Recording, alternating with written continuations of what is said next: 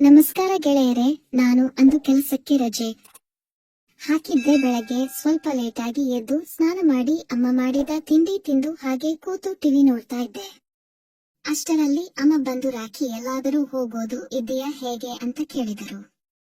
ನಾನು ಹೂ ಅಮ್ಮ, ಹೋಗಬೇಕು. ಯಾಕಮ್ಮ ಎಂದೆ. ಆಗ ಅವರು, ಹಾಗಿದ್ದರೆ ಸ್ವಲ್ಪ ಬ್ಯಾಂಕಿಗೆ ಹೋಗಿ ನನ್ನ ಪಾಸ್ ಬುಕ್ ಎಂಟ್ರಿ ಮಾಡಿಸಿಕೊಂಡು ಬರೋ ಎಂದಳು. ನಾನು ಸರಿ ಅಮ್ಮ, ಮಾಡಿಸಿಕೊಂಡು ಬರುತ್ತೇನೆ, ಕೊಡು ಅಮ್ಮ ಪಾಸ್ ಬುಕ್ ಎಂದೆ. ಅವರು ತಂದು ಕೊಟ್ಟರು. ನಾನು ರೆಡಿಯಾಗಿ ಸ್ವಲ್ಪ ಆಚೆ ಹೋಗೋಣ ಅಂತ ಆಚೆ ಬಂದೆ. ನಾನು ಹೋಗಬೇಕಿದ್ದ ದಾರಿಯಲ್ಲೇ ಬ್ಯಾಂಕ್ ಇದ್ದದ್ದು, ಹಾಗಾಗಿ ಅಮ್ಮನ ಪಾಸ್ ಬುಕ್ ಎಂಟ್ರಿ ಮಾಡಿಸಿಕೊಂಡು ಹೋಗೋಣ ಅಂತ ಹೋದೆ. ಹೋಗಿ ಕೌಂಟರ್ನಲ್ಲಿ ಪಾಸ್ ಬುಕ್ ಕೊಟ್ಟೆ. ಆದರೆ ಅವರು ರಿಪೇರಿ ಮಾಡುತ್ತಿದ್ದಾರೆ, ಸ್ವಲ್ಪ ಹೊತ್ತು ಕಾಯಿರಿ ಅಂತ ಹೇಳಿದರು. ಸರಿ, ಇನ್ನೇನು ಮಾಡುವುದು ಅಂತ ಅಲ್ಲೇ ಇದ್ದ ಚೇರ್ ಮೇಲೆ ಕೂತುಕೊಂಡೆ. ಟೈಮ್ ಪಾಸ್ಗೆ ಅಂತ ಮೊಬೈಲ್ನಲ್ಲಿ ಫೇಸ್ಬುಕ್ ನೋಡ್ತಾ ಕೂತಿದ್ದೆ. ಆಗ ಯಾರೋ ನನ್ನ ಕೂಗಿದಂಗೆ ಆಯ್ತು. ಕತ್ತು ಎತ್ತು ನೋಡಿದೆ, ಆದರೆ ಮೊಬೈಲ್ ನೋಡುತ್ತಿದ್ದ ನನಗೆ ಒಂದು ಕ್ಷಣ ಯಾರು ಅಂತ ಗೊತ್ತಾಗಲಿಲ್ಲ. ಅಷ್ಟೊತ್ತಿಗೆ ಹೇಗಿದೆಯಾ ರಾಖಿ ಅಂತ ಮತ್ತೆ ಕೇಳಿದ್ದಾಗಲೇ ಗೊತ್ತಾಗಿದ್ದು ಅವರು ನನ್ನ ಕಾಲೇಜ್ ಟೀಚರ್ ಭಾಗ್ಯ ಮೇಡಂ ಅಂತ. ನಾನು ತಕ್ಷಣ ಎದ್ದು ಅವರಿಗೆ ಗೌರವ ಕೊಟ್ಟು ನಮಸ್ಕಾರ ಮಾಡಿದೆ. ಮೇಡಂ ನಮಸ್ಕಾರ, ಹೇಗಿದ್ದೀರಿ ಅಂತ ಕೇಳಿದೆ. ಆಗ ಭಾಗ್ಯ ಮೇಡಂ, ಚೆನ್ನಾಗಿದ್ದೇನೆ ರಾಖಿ, ನೀನು ಹೇಗಿದ್ದೀಯಾ ಅಂತ ಕೇಳಿದರು. ನಾನು ಚೆನ್ನಾಗಿದ್ದೀನಿ ಭಾಗ್ಯ ಮೇಡಂ ಅಂತ ಹೇಳಿದೆ. ಮತ್ತೆ ಏನು ಮಾಡ್ತಾ ಇದ್ದೀಯಾ ಅಂತ ಕೇಳಿದಾಗ ನಾನು ಒಂದು ಎನ್ಎನ್ಸಿ ಕಂಪನಿಯಲ್ಲಿ ಕೆಲಸ ಮಾಡುತ್ತಿದ್ದೇನೆ ಎಂದು ಹೇಳಿದೆ. ಆಗ ಅವರು, ತುಂಬಾ ಸಂತೋಷ ಕಣೋ ಮೇಡಂ, ಮತ್ತೆ ನೀವು ಇನ್ನು ಕಾಲೇಜಿನಲ್ಲಿ ಕೆಲಸ ಮಾಡ್ತಾ ಇದ್ದೀರಾ ಇಲ್ಲ ಬೇರೆ ಕಡೆ ಮಾಡ್ತಾ ಇದ್ದೀರಾ ಅಂತ ಕೇಳಿದೆ. ಆಗ ಅವರು, ಇಲ್ಲ ರಾಖಿ, ನಾನು ಕೆಲಸ ಬಿಟ್ಟು 1 ವರ್ಷ ಆಯ್ತು, ಈಗ ಮನೆಯಲ್ಲೇ ಸ್ವಲ್ಪ ಜನರಿಗೆ ಟ್ಯೂಷನ್ ಹೇಳಿಕೊಡುತ್ತಿದ್ದೇನೆ ಅಂತ ಹೇಳಿದರು. ಮೇಡಂ ಕೂತ್ಕೊಳ್ಳಿ, ಯಾಕೆ ನಿಂದೆ ಇದ್ದೀರಾ ಅಂದೆ. ಆಗ ಅವರು ಸರಿ ಅಂತ ನನ್ನ ಪಕ್ಕ ಚೇರ್ ನಲ್ಲಿ ಕೂತುಕೊಂಡರು. ನಮ್ಮ ಮಾತು ಮುಂದುವರಿಯುತ್ತಿತ್ತು. ಮೇಡಂ ನನ್ನ ಕ್ಲಾಸ್ಮೇಟ್ಸ್ ಬಗ್ಗೆ ಕೇಳುತ್ತಿದ್ದರು, ಮತ್ತೆ ನನ್ನ ಕೆಲಸದ ಬಗ್ಗೆ ಕೇಳುತ್ತಿದ್ದರು. ಹೀಗೆ ಮಾತಾಡುವಾಗ ಭಾಗ್ಯ ಮೇಡಂ, ರಾಖಿ ನೀನು ತುಂಬಾ ಚೆನ್ನಾಗಿ ಆಗಿದ್ದೀಯಾ ಕಣೋ, ಕಾಲೇಜಿನಲ್ಲಿ ಇರುವಾಗ ಸೋಲುಕಲು ಕಡ್ಡಿ ಹಾಗೆ ಇದ್ದೆ, ಈಗ ತುಂಬಾ ಸ್ಮಾರ್ಟ್ ಆಗಿ ಆಗಿದ್ದೀಯಾ ಅಂತ ಹೇಳಿದರು. ನಾನು ಥ್ಯಾಂಕ್ಸ್ ಮೇಡಂ, ನೀವು ಅಷ್ಟೇ ಮೇಡಂ. ಆಗ ಹೇಗಿದ್ದೀರೋ ಈಗಲೂ ಹಾಗೆ ಇದ್ದೀರಾ ಅಂತ ಹೇಳಿದೆ. ಆಗ ಮೇಡಂ, ಸುಮ್ಮನೆ ಇರು, ತಮಾಷೆ ಮಾಡಬೇಡ ಅಂತ ಹೇಳಿದಾಗ ನಾನು, ಇಲ್ಲ ಮೇಡಂ, ನಿಜವಾಗಲೂ ಇನ್ನೂ ಹಾಗೆ ಇದ್ದೀರಾ ಎಂದೆ. ನನ್ನ ಮಾತಿಗೆ ಮೇಡಂ ನಗಾಡಿ. ಅಷ್ಟೊತ್ತಿಗೆ ಮೇಡಂಗೆ ಅವರ ಟೋಕನ್ ಸರದಿ ಬಂತು. ಅವರು ಎದ್ದು ಹೋದರು. ಸರಿ, ನಾನು ಕೂಡ ಮತ್ತೆ ಪಾಸ್ಬುಕ್ ತಗೊಂಡು ಕೌಂಟರ್ ಹತ್ತಿರ ಹೋದೆ. ಅಲ್ಲಿ ಆಗಲೇ ಸಾಕಷ್ಟು ಜನ ಇದ್ದಿದ್ದರಿಂದ ಕೌಂಟರ್ ನಲ್ಲಿ ಇದ್ದವ ಪಾಸ್ಬುಕ್ ಕೊಟ್ಟು ಹೋಗಿ, ನಾನು ಎಂಟ್ರಿ ಮಾಡಿ ಇಟ್ಟಿರುತ್ತೇನೆ, ಅರ್ಧ ಮುಕ್ಕಾಲು ಗಂಟೆ ಬಿಟ್ಟು ತಗೊಳ್ಳಿ ಅಂತ ಹೇಳಿದ.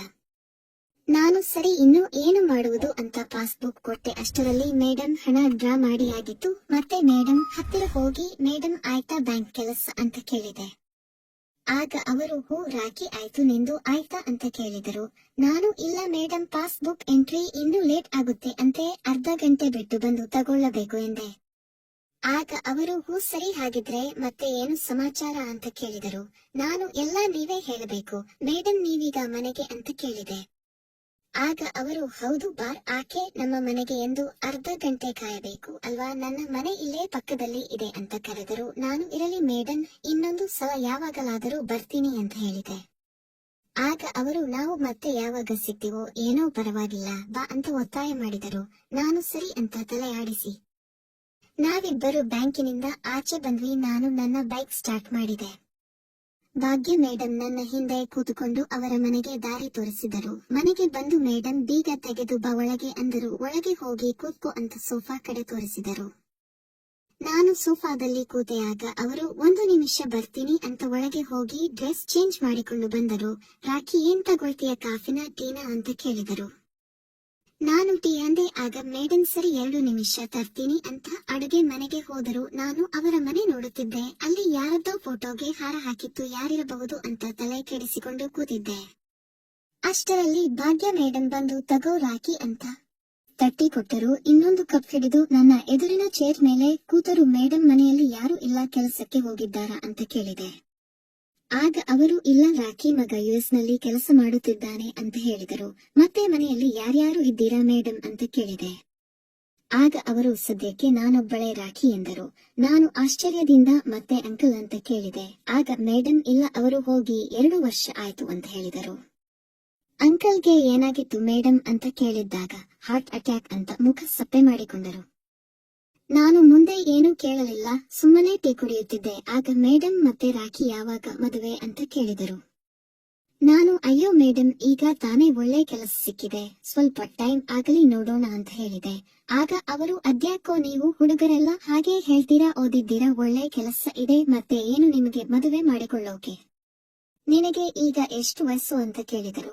ಆಗ ನಾನು 27 ಮೇಡಮ್ ಅಂತ ಹೇಳಿದೆ. ಆಗ ಅವರು ಮತ್ತೆ ಇದು ಒಳ್ಳೆ ಟೈಮ್ ಅಲ್ವಾ ಮದುವೆಯಾಗೋಕೆ, ಸುಮ್ಮನೆ ಫ್ರೆಂಡ್ಸ್ ಪಾರ್ಟಿ ಮೋಜು ಮಸ್ತಿ ಅಂತ ಬೇಡದ್ದನ್ನ ಮಾಡೋಕೆ ಹೋಗಬೇಡಿ ತಿಳಿತಾ.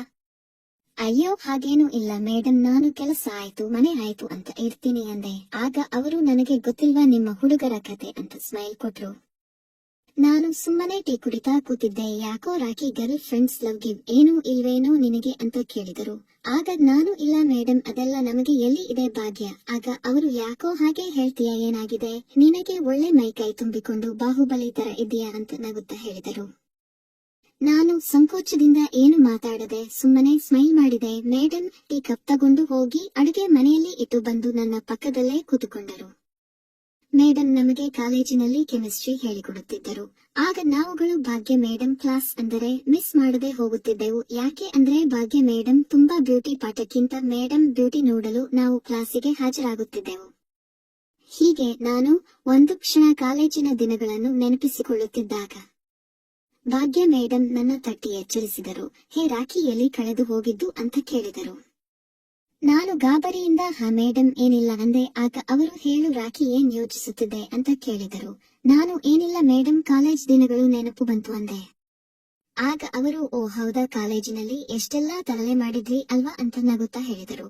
ನಾನು ನಗಾಡುತ್ತಾ ಹೌದು ಮೇಡಮ್ ಅಂತ ಹಳೆಯ ಕಾಲೇಜು ದಿನಗಳ ಬಗ್ಗೆ ಮಾತಾಡುತ್ತಾ ಇದ್ವಿ.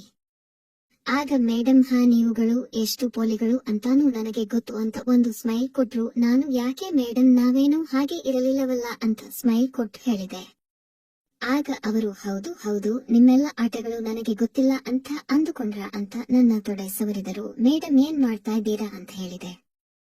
ಆಗ ಅವರು ರಾಖಿ, ತುಂಬಾ ವರ್ಷಗಳಿಂದ ಬೆಸೆತ್ತು ಹೋಗಿದ್ದೀನಿ, ನೀನು ಇವತ್ತು ನನಗೆ ಸಿಕ್ಕಿ ತುಂಬಾ ಹೆಲ್ಪ್ ಆಯ್ತು. ಅಂಕಲ್ ಜೊತೆ ಏಕಾಂತದಲ್ಲಿ ಇದ್ದ ಕ್ಷಣಗಳು ಆಗಾಗ ನೆನಪಾಗುತ್ತೆ. ರಾತ್ರಿ ನಿದ್ದೆ ಊಟ ಸರಿಯಾಗಿ ಸೇರುತ್ತಾ ಇಲ್ಲ, ನಾನೊಂದು ಕೇಳ್ತೀನಿ ಇಲ್ಲ ಅನ್ನಬೇಡ ಅಂದರು.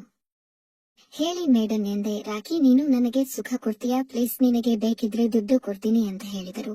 ಆಗ ನಾನು ಮೇಡಮ್ ಇದೆಲ್ಲ ತಪ್ಪಲ್ವಾ ಅಂತ ಹೇಳಿದ್ದಕ್ಕೆ ತಪ್ಪೇನೂ ಇಲ್ಲ, ನನ್ನ ಕಷ್ಟ ನಿನಗೆ ಅರ್ಥ ಆಗಿದೆ ಅಲ್ವಾ, ಬಾ ಅಂತ ನನ್ನನ್ನು ಕೋಣೆಗೆ ಕರೆದುಕೊಂಡು ಹೋಗಿ ಎಲ್ಲ ಅವರಾಗಿಯೇ ಮಾಡಿಸಿಕೊಂಡು, ನಿನಗೆ ಯಾವಾಗಲಾದರೂ ಮಾಡುವ ಆಸೆ ಇದ್ದರೆ ನನಗೆ ಒಂದು ಕರೆ ಮಾಡು ಅಂತ ನಂಬರ್ ಕೊಟ್ಟರು. ಅದಾದ ಮೇಲೆ ನಾನು ಆಗಾಗ ಅವರ ಮನೆಗೆ ಹೋಗಿ ಇಬ್ಬರು ಏಕಾಂತದಲ್ಲಿ ಕಾಲ ಕಳೆಯುತ್ತಿದ್ದೆವು.